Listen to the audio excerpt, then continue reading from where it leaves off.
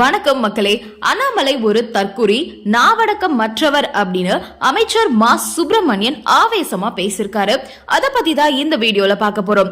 தமிழக சட்டசபைக்கான தேர்தல் நெருங்கி வரக்கூடிய நிலையில தமிழக அரசியல்ல அனல் பறக்க தொடங்கியிருக்கு.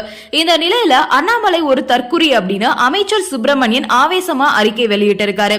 முதல்வர், துணை முதல்வர் பத்தி மரியாதை குறைவா பேசுறதுக்காக மக்கள் நல்வாழ்வுத்துறை அமைச்சர் மா சுப்பிரமணியன் கடும் கண்டனம் தெரிவிச்சிருக்காரு. இது பத்தி அவர் வெளியிட்டிருக்கக்கூடிய அறிக்கையில என்ன சொல்லிருக்காரு அப்படின்னா, திமுக அரசு சொல்றது செய்யும் அரசு, சொல்வதற்கு மேலாகவும் மக்கள் சேவை செய்யும் அரசு. திராவிட மாடல் ஆட்சி பொறுப்பு ஏற்ற உடனே தமிழக முதல்வர் ஸ்டாலின் மக்களுக்கு தெரிவிச்சது இதுதான். நான் ஓட்டு போட்டவருக்கு மட்டும் முதல்வர் கிடையாது, ஓட்டு போடாதவங்களுக்கும் நான் தான் முதல்வர் அப்படின்னு தெரிவிச்சிருந்தாரு.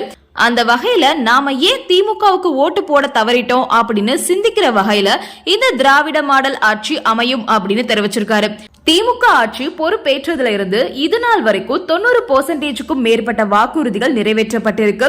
அதுல சில கலைஞர் மகளிர் உரிமை தொகை திட்டம், விடியல் பயண திட்டம், முதலமைச்சரோட காலை உணவு திட்டம், புதுமை பெண் திட்டம், தமிழ் புதல்வன் திட்டம், நான் முதல்வன் திட்டம், கலைஞரோட கனவு இல்ல திட்டம், மக்களை தேடி மருத்துவம், இன்னுயிர் காப்போம் நம்மை காக்கும் 48, மக்களுடன் முதல்வர், தொழில்துறை 4.0 திட்டம், முதலமைச்சரின் பெண் குழந்தைகள் பாதுகாப்பு திட்டம், இல்லம் தேடி கல்வி, இப்படின்னு நூற்றுக்கணக்கான சிறப்பு திட்டங்களை வரிசைப்படுத்தி கொண்டே போகும் அளவுக்கு தமிழக மக்களோட வாழ்க்கையில விடியல உருவாக்கும் ஆட்சி திராவிட மாடல் ஆட்சி.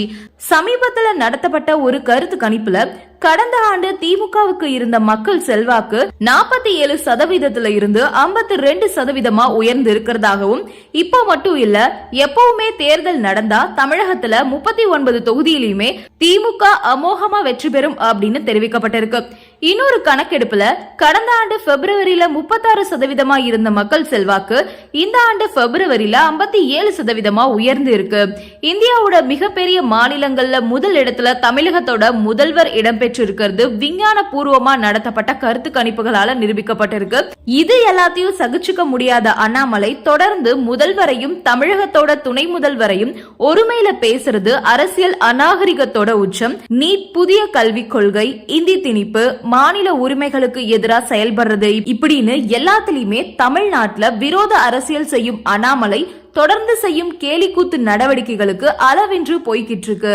திடீர்னு செருப்பில்லாம நடப்பேன் அப்படின்னு சொல்லி ஷூ காலோட வலம் வரது, தன்னைத்தானே சாட்டையால அடிச்சுக்கிறது மாதிரியான நடவடிக்கைகளை கண்டு நாடே எள்ளி நகையாடிட்டு இருக்கு. கார்பரேட்டர்களுக்கும் ஆதிக்க சக்திகளுக்கும் ஆதரவா அரசியல் செய்யக்கூடிய அண்ணாமலைக்கு திராவிட மாடலை பத்தியும் தமிழக முதல்வர், துணை முதல்வர் பற்றியும் பேசுறதுக்கு எந்த விதமான தகுதியும் அருகதையும் இல்ல. துணை முதல்வர், பள்ளி கல்வித்துறை அமைச்சர் மாதிரியான அமைச்சர்களை தற்கொலைன்னு சொல்ற அளவுக்கு கீழ்த்தனமா அண்ணாமலை செயல்படுறாரு. தான் ஒரு நாவடக்கம் அற்றவர், அநாகரிக மாணவர் அப்படின்றத இடைவெளி இல்லாம தொடர்ந்து நிரூபிச்சுட்டு வரக்கூடிய அண்ணாமலை ஒவ்வொரு நாளும் தமிழக மக்கள் மத்தியில அம்பலப்பட்டுட்டு தான் இருக்காரு அப்படின்றது நிதர்சனம் அப்படின்னு பதிவிட்டு இருக்காரு அமைச்சர். நன்றி, வணக்கம்.